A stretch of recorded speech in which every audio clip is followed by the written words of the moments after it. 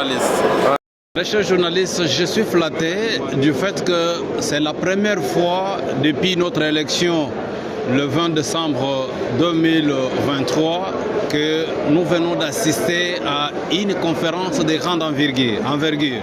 Cette conférence, comme vous venez de voir, a trois thématiques importantes, notamment la situation, passer au peigne fin la situation des conseillers communaux depuis notre élection jusqu'à ce jour, les conditions que nous sommes en train de passer par rapport au siège, la collaboration entre les bourgmestres qui se disent non redevables aux conseillers communaux et d'autres situations qui sont autour de la question, et en même temps tabler sur le développement. Le développement, c'est ça même le maître mot, parce que le chef de l'État, Félix Antoine Tshisekedi Tshilombo, en acceptant qu'on organise ces élections, il a lancé un message fort par rapport au développement à la base. Mais nous étant élus, après avoir analysé la situation, nous nous sommes dit, voilà, c'est un cadre approprié pour partager d'abord ce qu'on a comme expérience et en même temps analyser la situation à fond.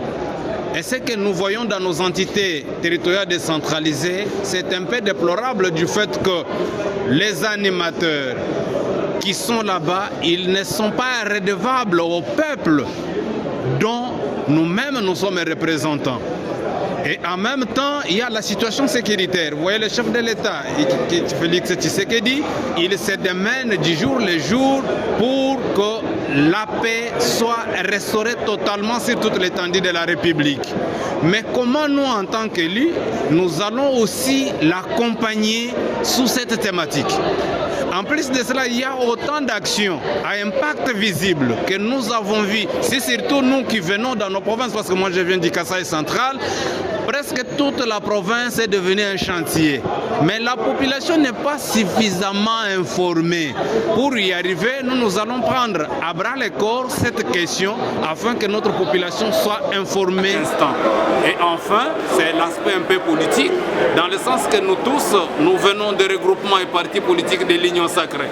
Moi là, je suis des ATIA, c'est l'une des mosaïques de l'IDPS. Je ne peux pas, nous nous sommes dit, voilà, nous allons former une force pour soutenir la vision du chef de l'État, appartenir à l'Union sacrée, assister à toutes les réunions, toutes les stratégies d'options qu'on va monter.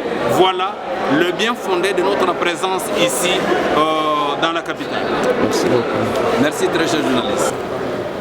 Bonjour, honorable, vous présentez. Oui, bonjour, messieurs les journalistes. C'est l'honorable conseiller Ngoï Blaise, élu dans la commune d'Indécha, dans la province du Kasaï central, ville de Kananga. Oui, par rapport aux impressions de ces assises, nous sommes venus représenter la province du Kasaï central, nous sommes venus représenter les 37 conseillers de la ville de Kananga ici à Kinshasa pour participer dans cette conférence qui a pour thème la gouvernance sécuritaire, le développement local. Ces assises, ce n'était pas pour rien que nous sommes venus ici. Vous savez bien, nous totalisons une année, nous totalisons 2 ans, voulais-je dire, nous totalisons 2 ans à la tête de la commune comme étant organe délibérant. Et tout ce qu'on est en train de proposer comme des décisions au niveau communal sont piétinés, sont bafoués par le bourgmestre qui sont nommés parce qu'ils se disent qu'ils ne sont pas redevables à nous, ils sont redevables à la présidence parce qu'ils ne sont pas de notre émanation. C'est pour cela qu'on s'est dit, nous ne pouvons pas finir notre mandat, on n'a que 5 ans, nous ne sommes pas des chefs coutumiers pour rester comme étant conseillers, nous n'avons que 5 ans de mandat. Maintenant, dans 5 ans, quel sera notre bilan en 2028? Comme ça, retrouvons-nous dans une conférence qui regroupe tous les conseils de la République démocratique du Congo pour étudier nos problèmes et reformuler des recommandations de la sorte que l'autorité suprême puisse s'en charger à ces problèmes, afin qu'on organise, qu'on organise d'abord les élections. Parce que ces élections qui nous permettent un peu de bien fonctionner.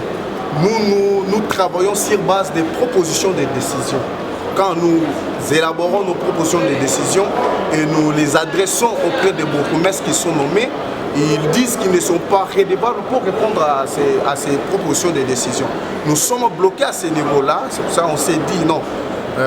Mettons-nous ensemble comme un seul doigt dans cette conférence, reformulons des recommandations et transmettons ces recommandations au président de la République, au président de l'Assemblée nationale, au président du Sénat, pour qu'il trouve bien le temps de bousculer la CENI, d'organiser ces élections afin qu'on travaille comme étant une émanation du peuple. Et il est notre ministre de tutelle, il était informé, nous ne pouvons pas tenir ces assises s'il n'était pas informé, parce que c'est bien lui le patron de la sécurité de la République.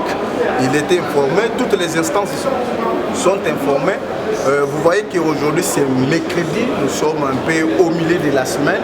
Et il peut y avoir d'autres charges de la République. Il est ministre national, mais il nous a promis que même vers la fin de notre conférence, il va venir participer parce que ce que nous sommes en train de faire, c'est dans son secteur. Merci. Merci beaucoup.